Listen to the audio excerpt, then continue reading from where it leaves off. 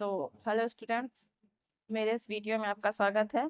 और आज के हमारे वीडियो का टॉपिक है पादपों में परिवहन, ट्रांसपोर्टेशन इन प्लांट्स। ठीक है, इससे पहले का हमारा जो वीडियो था वो ट्रांसपोर्टेशन इन एनिमल्स में था, जो कि हमने पूरा कंप्लीट करा दिया है। अब प्लांट में ट्रांसपोर्टेशन कैसे होता है, इस टॉपिक पे जो है ये हमारा वीडियो है।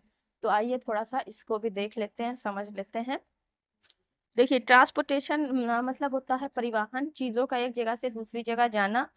और कोई भी लिविंग बीइंग है उसकी एवरी सेल को, हर सेल को जो है जीवित रहने के लिए, जिंदा रहने के लिए जो है वो वाटर की, मिनरल्स की, उसके अलावा न्यूट्रिएंट की, एनर्जी की, इन सारी चीजों की जरूरत होती है। ठीक है, तो ये सारी चीजें जो है बॉडी के डिफरेंट पार्ट में हर एक सेल में कैसे पहुंचती हैं, उसके लिए एक प्रॉपर सिस्टम होता है, उसी को बोलते हैं ट्रांसपोर्टेशन सिस्टम, या ह्यूमन में सर्कुलेटरी सिस्टम बोलते हैं। ठीक है, तो ह्यूमन में जो है वो एक वेल डेवलप्ड सिस्टम होता है, क्योंकि ह्यूमन जो है वो एक बहुत ही डेवलप एनिमल है, और वो काफ़ी उसमें वो काफ़ी ज़्यादा एनर्जी की ज़रूरत होती है, क्योंकि वो बहुत ज़्यादा एक्टिविटीज़ करता रहता है।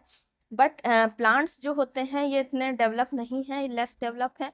और दूसरी चीज़, इनको इतनी ज़्यादा एनर्जी की ज़रूरत नहीं होती है, क्योंकि ये एक जगह पे स्थिर रहते हैं, ये ज़्यादा एक्टिविटीज़ नहीं करते हैं। ठीक है, तो प्लांट्स में जो है वो ट्रांसपोर्टेशन का सिस्टम इतना ज़्यादा डेवलप नहीं होता है। ठीक है, फिर भी आइए देखते हैं, समझते हैं इसको थोड़ा।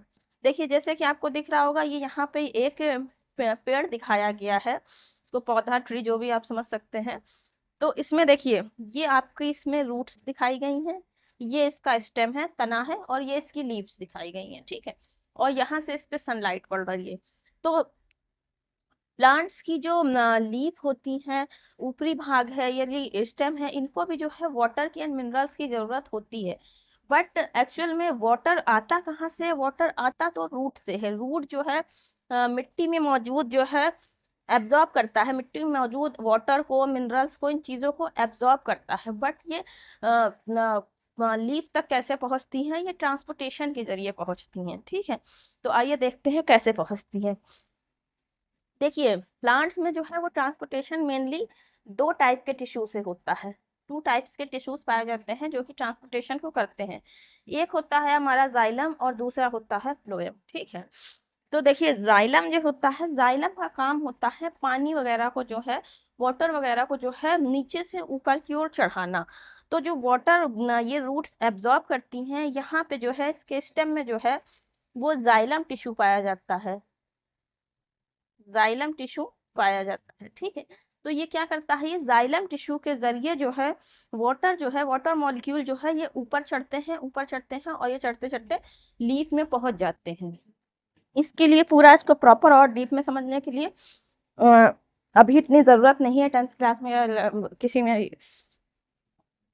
तो ये क्या होता है, जाइलम से जो है ये ऊपर चढ़ के पहुंच जाते हैं। ठीक है, इसके अलावा जो होता है, ये किस तरीके से चढ़ते हैं, तो ये लीफ जो होती हैं, ये लीफ जो है रूट के ऊपर एक प्रेशर जनरेट करती हैं, एक सक्शन प्रेशर लगाती हैं, मतलब ऊपर की ओर खींचती हैं वाटर को, जिससे जो है ये वाटर जो है ये ऊपर की ओर चढ़ जाता है। इसको खींचने में जो फोर्स हमारा मदद करती है, या एक प्रक्रिया इसको आप समझ सकते हैं। तो आप अलग से भी इस पे क्वेश्चन आता है कि ट्रांसपोर्टेशन क्या है, या वाष्पोत्सर्जन क्या है, लेकिन ये इसमें मददगार भी होता है। ठीक है, तो देखिए, यहाँ पे एक लीफ आपको बड़ी करके दिखाई गई है।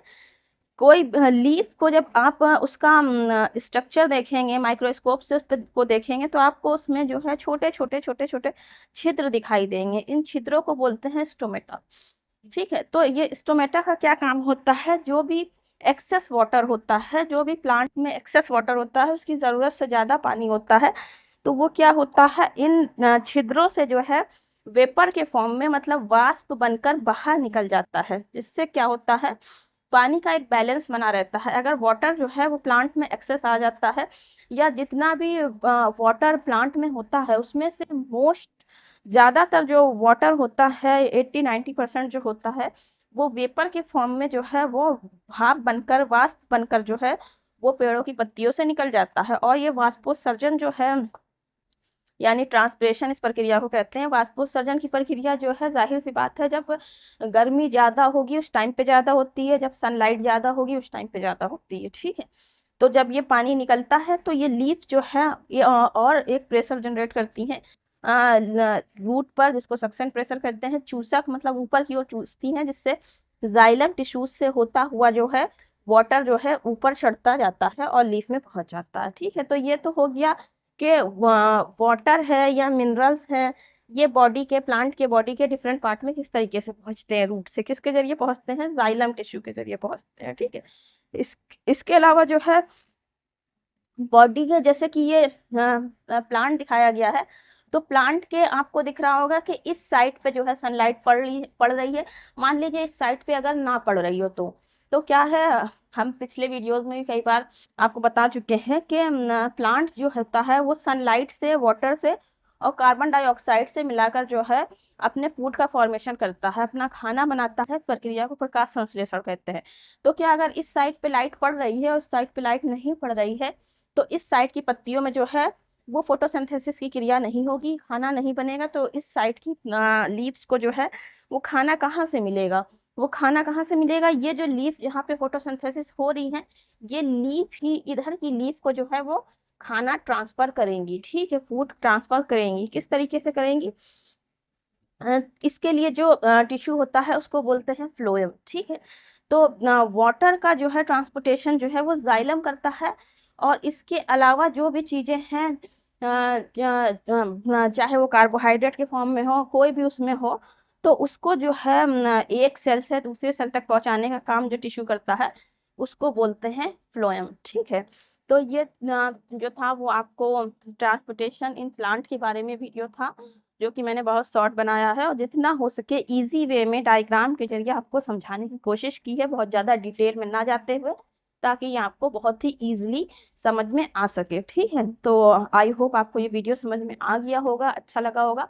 तो अगर आपको ये वीडियो अच्छा लगा है, समझ में आया है, तो प्लीज़ इसको लाइक कीजिए, शेयर कीजिए। और अगर आपका कोई क्वेश्चन है, कोई डाउट है, तो आप कमेंट सेक्शन में मुझसे पूछ सकते हैं। और इसी तरीके से एजुकेशन से रिलेटेड वीडियोस देखने के लिए मेरे चैनल को सब्सक्राइब कीजिए और मिलते हैं नेक्स्ट वीडियो में। Thank you so much.